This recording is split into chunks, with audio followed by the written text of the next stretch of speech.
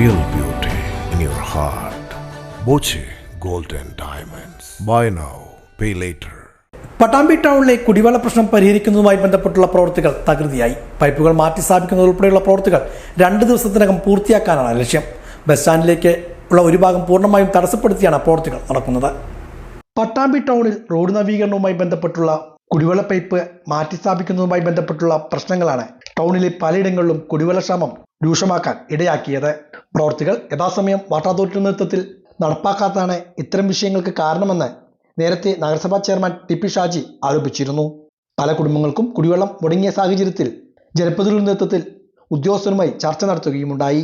ഇതിന്റെ ഫലമായാണ് ഇപ്പോൾ കുടിവെള്ള പൈപ്പുകൾ മാറ്റിസ്ഥാപിക്കുന്ന പ്രവൃത്തികൾ നടക്കുന്നത്. പട്ടാമ്പി ടൗണിലെ പമ്പ് ഹൗസിൽ നിന്നുമുള്ള കുടിവെള്ള വിതരണ പൈപ്പാണ് മാറ്റി സ്ഥാപിക്കുന്നത്. ഇവിടെ കുടിവെള്ള പൈപ്പ് പൊട്ടി കുടിവെള്ളം പാഴാകുന്നതും ഏറെ നാളായി തുടരുകയായിരുന്നു. ഇതിനുള്ള പരിഹാരം കൂടിയാണ് ഇവിടെ നടപ്പാക്കിക്കൊണ്ടിരിക്കുന്നത്. 2 ദിവസത്തിനകം നിർമ്മാണ പ്രവൃത്തികൾ പൂർത്തിയാക്കുമെന്ന് കഴിഞ്ഞ ദിവസം പദ്ധതി പ്രദേശം സന്ദർശിച്ച ടി.പി. ഷാജി സൂചിപ്പിച്ചിരുന്നു. ഇതിന്റെ ഭാഗമായാണ് ഇപ്പോൾ നിർമ്മാണ പ്രവൃത്തികൾ ദ്രുതഗതിയിൽ നടക്കുന്നത്. വലിയ ആഴത്തിൽ മണ്ണ് നീക്കം ചെയ്താണ് കുടിവെള്ള പൈപ്പ് മാറ്റി സ്ഥാപിക്കുന്ന പ്രവൃത്തികൾ ഇപ്പോൾ നടപ്പാക്കുന്നത്.